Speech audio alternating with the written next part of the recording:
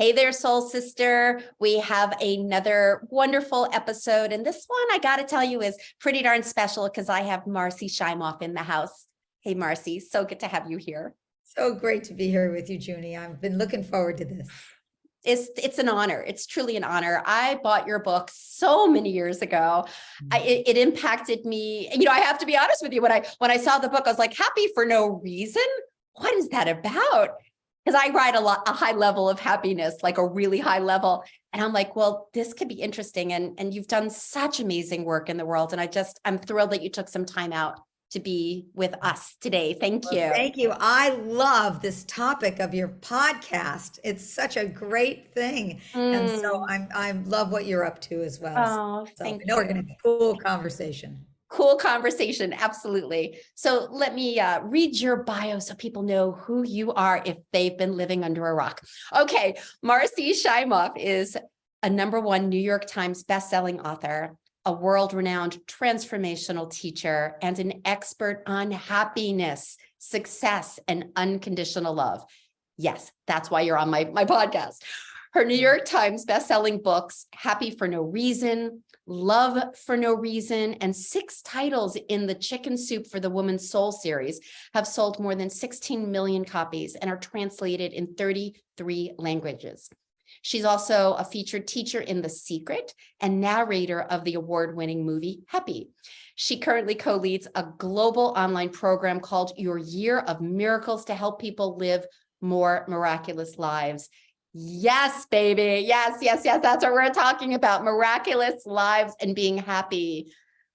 Woo, so good. So let's just dive in. I mean, you wrote this book, Happy for No Reason.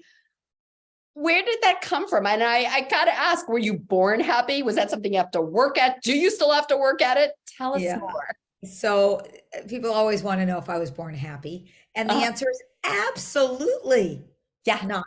Absolutely not. Yeah. I was born depressed. I came out of the womb with existential angst. I had a great family, great circumstances. My parents were wonderful. Everything was good. And I kind of had this dark cloud around me. And, you know, I now think it was probably carrying some perhaps ancestral trauma. And so I grew up just kind of with this heaviness all around. And I remember when I was young, my solution to it was sugar. It was the only thing that made me feel better. So I became a sugar addict. And when I was in high school, I was probably 35 pounds heavier than I am now. And that didn't help. And then in my 20s, I decided I'm going to get happy. I am going to figure this thing out. So I did what a lot of people do. I set goals for myself. And I figured that once I had those goals, that's it. I would be happy. And I had 5 of them. And I'm going to share them with you because I think a lot of people will be able to relate to this. Yeah. Number 1, I wanted to have a successful career helping people. 2, I wanted a wonderful husband or life partner. 3 was great friends. 4 was a comfortable home. And the 5th was I wanted the equivalent of Halle Berry's body. Now, I got 4 out of the 5. I do not have Halle Berry's body, but I have a very healthy body for which I am deeply grateful. And I will tell you, Junie, I worked hard to make sure I get all my ducks in a row and I'd have all those things. And that would be it. And I had a turning point moment. It was in 1998. I had 5 books on the top. I had 3 books in the top 5 on the New York Times bestseller list. I had a great partner. I had wonderful friends. I had everything going for me. And I just finished giving a speech to 8,000 people. And I had autographed 5,432 books. And my client had hired a massage therapist to massage my hand so I could keep on writing. On one hand, I felt like an author rock star. But after autographing that last book, I went up to my hotel room and I walked over to the huge bay window overlooking Lake Michigan. I was in Chicago. I took in a breath and I turned around and I fell onto the bed and just completely collapsed in tears. And it was because I realized, you know, I have it. I did everything I thought I needed to do, and I still felt that deep unhappiness inside. There was still that kind of missing ache in my heart, that emptiness that I had as a kid. Yeah. And I realized I could no longer fool myself into thinking that just that next thing was going to make me happy. And that's when I dove head first into the study of happiness, and I researched it. I started interviewing all the top researchers. I started doing what they were telling me, and it worked. I went from what I would call a D plus in happiness. If you were giving me a grade, I was almost failing, to an A, and I'm still a work in progress, but I'm a solid A. And I know that this is possible for everybody. Oh, mic drop. If I had one, it would be on the floor. Seriously, wow. Such dedication to yourself. Seriously, like you were unhappy, and you were and you had the knowing that there could be something different, and you dug in, and now you get to share it with other people. So again, it's such a beautiful message, and that healing is possible. I mean, that's one of the messages that I bring forth all the time. It's like we are the way we are. We're wired the way we are, whether it's ancestral or all the things that we've experienced in our life that have shaped us. And that doesn't have to be it. And Absolutely your work not. can help people, which is so beautiful. Absolutely. Yeah, I mean, it doesn't matter where your background is, what you've come from, what you've been through. What I've seen in all the work that I've now done for the last 20 years in the field of happiness is that anyone, no matter where they are, can raise their happiness level, and that to me is freedom. Honestly, happiness is the one thing that people have wanted since time immemorial. It's the reason we want anything. And we have an epidemic of unhappiness in our society. Yeah. We have 1 out of 4 women in Western culture is on antidepressants. I know. And it's just, we do not need to be unhappy. And I'm not saying I think that is a place for medication in the whole thing. I'm not saying not, but I'm saying that we have a great epidemic of unhappiness more than ever. We have an epidemic, and we have choice. And I think what I'm hearing is if we can, well, not what I'm hearing, it's just we can say we want something different, and we don't have to just hang our hat on, I'm going to take a medication. And thankfully it's there when we need it. And what I also heard you say is you can raise the bar of your happiness level. I ride a high level. As I said, I ride a high level of happiness. In fact, quick funny story. I remember I was with one of my greatest loves, and he was coming over, and I was like, I'm on the phone. I'm like, I gotta warn you, I'm having a rough day. I'm really vulnerable. I'm in a really dark place. I just want to warn you. And he came in the house, and I'm like, la la la la la la, and he's like, what the fuck? Like, I was so worried about you. What, like, you seem fine. I'm like, oh, well, my bad days are most people's. Can I be that happy?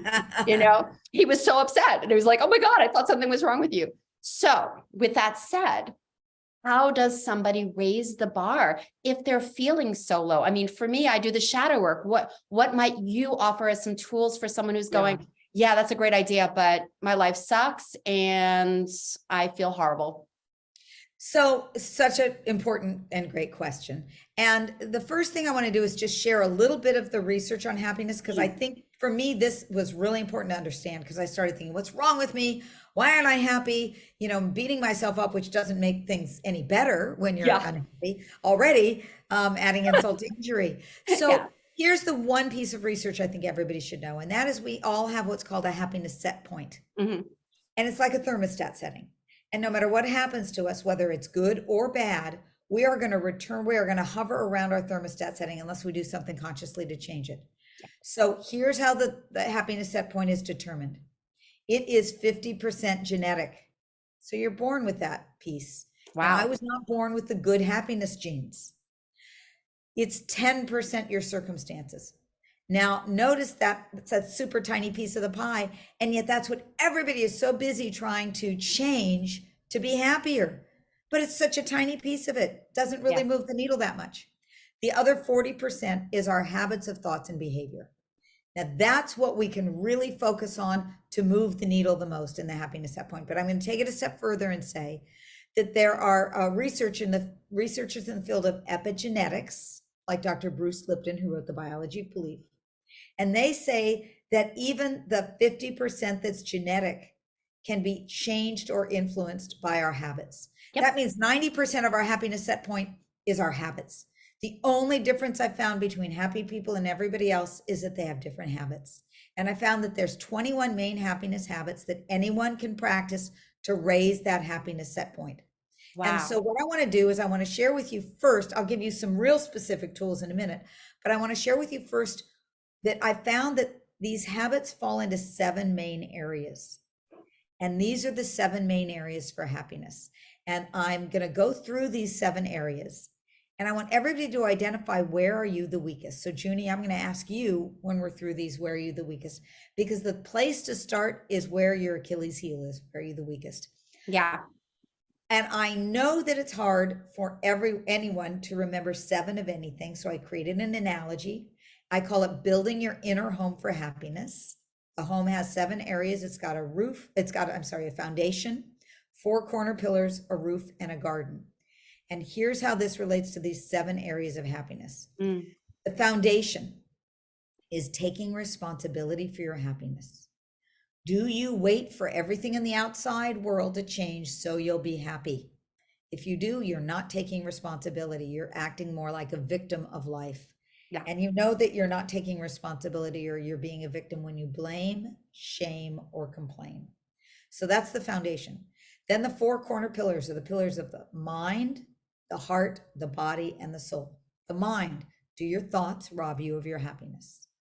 The heart, do you live with an open heart? I have never found a happy person who had a closed heart. So do you have gratitude and loving kindness and forgiveness and all of that? The body, do you have the biochemistry of happiness? That was where I was the weakest, was the body. The soul, do you feel connected to a bigger energy in the universe? I don't care what you call it, whether it's God, the divines, nature, creative intelligence, doesn't matter. But do you feel connected to a bigger energy? Then there's the roof, and the roof is our purpose or passion in life. Are you doing what you are put here on this planet to be doing? Do you wake up going, I am fulfilling my destiny or dharma or my purpose in life?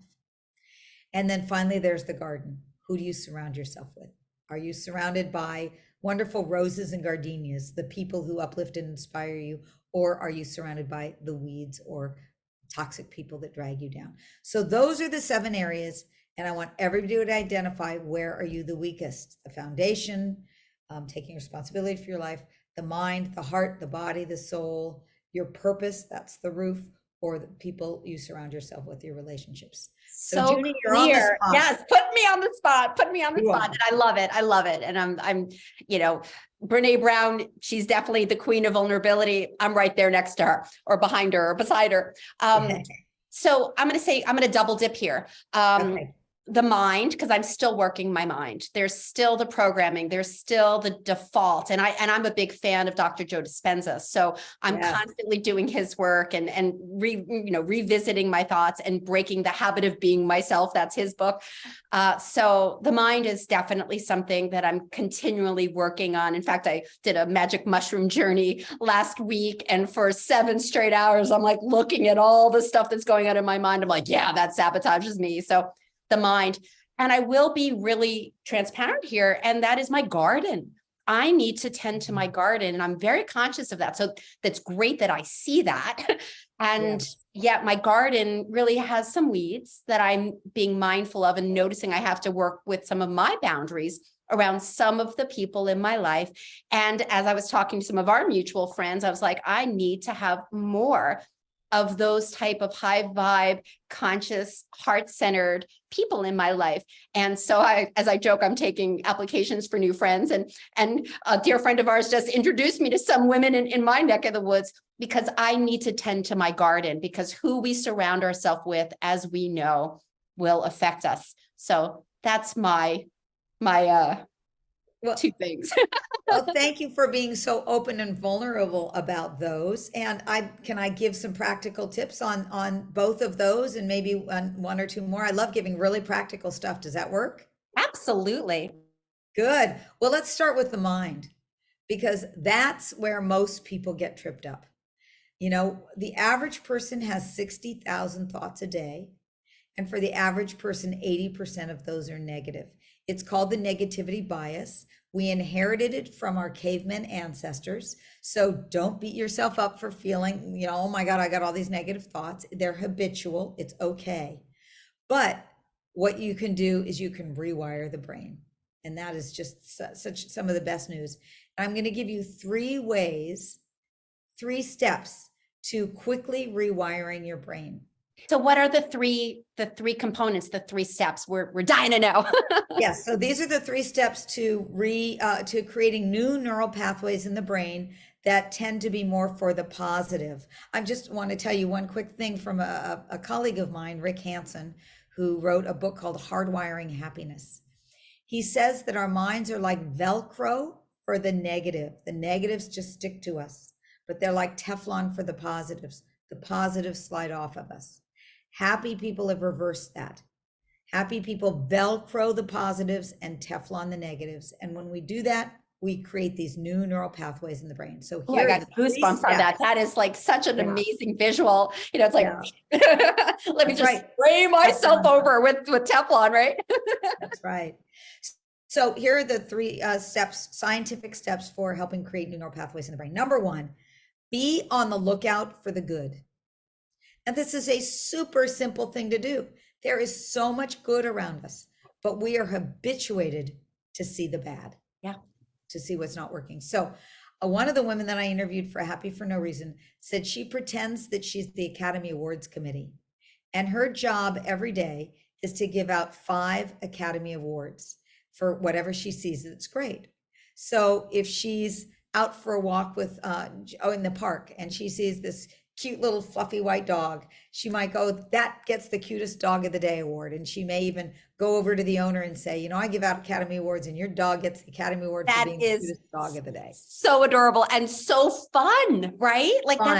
That's what it's about, is tapping into that joy. Wow. I love that. Totally. And if you've got kids, play this game with your kids, the Academy Awards game, 5 Academy Awards a day. Okay. So that's step number 1, be on the lookout for the good. Step number 2 is savor the good for at least 20 seconds. Scientists say that it takes 20 seconds for something good to go in deeply enough to register in the brain to create new neural pathways. Nowhere near as long for the negative, because that's already so deeply ingrained. So we're looking for the deep ingrained. So you've got to savor it. Take in the good. This is why going over to talk to the owner and say your dog gets the cutest dog of the day award works, because you're not just thinking it, you're actually doing something about it. Yeah, when we're in our bodies, when we're actually feeling it, it's not just in our head, but we're actually doing something with it. It goes in so much more deeply. So yeah. Absolutely. And that's why savor, it's like with your body, within your body, you savor it like you would a great meal. If you're watching a sunset that's beautiful, instead of going, okay, that's a pretty sunset, you stop, you take it in through your senses, you let it sit in your body, you go, oh, yum, that's yummy. So that's the idea. That's step number 2 is savor it. And step number 3 is go for a 3-to-1 ratio. 3 positives to every 1 negative. So you can't necessarily help the negatives, they show up. But when they do, replace them with 3 things that make you feel good, that are the positives. And do this practice for a week and notice how you feel at the end of the week. Oh, I love that. I love it. I love it. I love it. It's so great. And I want to piggyback on that last one, which is negative things happen. Negative thoughts come in. I mean, I have so many people that say, how do I get rid of my fear? Or how do I get rid of this, whatever it is? And I'm like, well, you are a human being. Can we not throw our humanity in shadow? Can we embrace that we're not perfect and things are going to happen? So here's a remedy. Here's a remedy for sometimes a thought can come in, and then do something about it. Where are you going to put your thoughts? How can you give the antidote to that piece that just kind of popped in? Because we are human and things do happen, and we're bumping up against the genetics and all the wiring. And yeah, I love that. So good. So good. I know you have a gift for this lovely woman, but I want to ask one more question. Sure. Something that I hear often from women is, I don't want to be selfish. It's a big thing, especially with women in the second half of life, because they've just been giving and giving and giving. And granted, that's kind of how we're conditioned, and that's how we're wired, and how beautiful that we're nurturers. And with that said, women kind of go, yes, but if I focus on my happiness, if I focus on what matters to me, then what are people going to think? And I'm not going to be liked. It's bad to be selfish. And I always say, well, be healthy selfish so that you could fill up your cup and help others. And I would love to know a little bit more about your take on happiness around this. Can somebody say, I'm going to be happy, and how that impacts people in the world because of it? Yeah, that's such a great point. And I do notice that women in particular have a hard time feeling like it's okay to receive. You know, we are trained to be givers, and giving is great. Giving creates oxytocin. Oxytocin is one of the happiness chemicals. However, what I found is women tend to overgive, and then they go into burnout. Burnout goes into resentment, and that doesn't bring on anything that's good. You know, happiness is actually the most magnetic thing there is. Happiness and love. So when you live in a state, and by the way, when I mean happy for no reason, I don't mean you're walking around 24/7 with a silly grin on your face. I mean, you're living in a state of peace, inner peace and well-being that doesn't depend on your circumstances. So you aren't looking to your life circumstances to bring you happiness. You are bringing your happiness to your life circumstances. And when you do that, everything you want magnetizes to you, whether it's love or money or greater health and all that. And so here's my answer to you about whether it's selfish. I believe that being happy is the least selfish thing that you can do, because when you're happier, it impacts everybody around you. The research shows that we impact 5 people away in terms of happiness. Your happiness is affecting your neighbors, cousins, sons, school teacher, people you don't even know.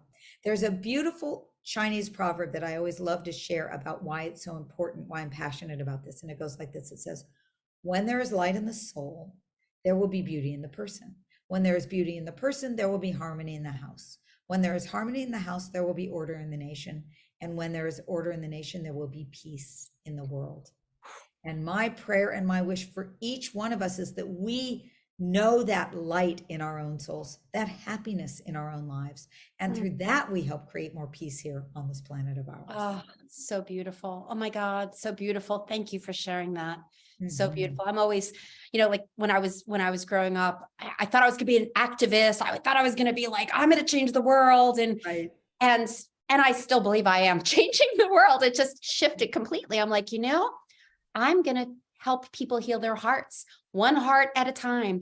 And every heart that gets more healed, and the less shadow and the more owning of their beauty. I always say, call in your inner soulmate. If you want to call in a really healthy love, it trickles out into every aspect of our lives. So if we want happiness and peace on earth, it does start with our own hearts. So I friggin' love that. I love it. I love it. I love it.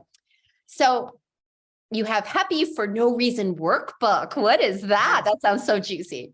So people always want to know, what are all 21 of the habits? So I've created a workbook that gives each one of the 21 happiness habits, and along with it, an exercise that you can do if that's the area that you need most to focus in. So you said the body, there would be actually 3 exercises in there that have to do with strengthen. Oh, you said, I'm sorry, the garden. You said friends. The garden, yes. The garden. I've got 3 exercises in there that would help you in the garden. And it's also got a Happy for No Reason self-assessment. You can see where you are on the happiness continuum, and a couple pages of happiness quotes. So that is my gift to everyone here. Thank you. Thank you. That's so generous and so beautiful. The link will be in the show notes, so definitely grab it. And Marci, thank you. Thank you. Oh. Your work is so important, and you're just amazing in so many ways. Thank you for being with us today. Thank you. It's been a delight to get to be with you. And I'm thrilled at people being interested in wanting to be happier in their lives. We're all in this together. So, true. We're so in it together. All right, Soul Sister, that's our episode for today. I hope you were taking notes. I hope you are loving yourself up, and grab the workbook, continue to lean in. Happiness, as we were talking about, it's a set point. There's genetics, there's all these pieces, and there are things that you can do right now. So grab the workbook, and until we meet again, mwah.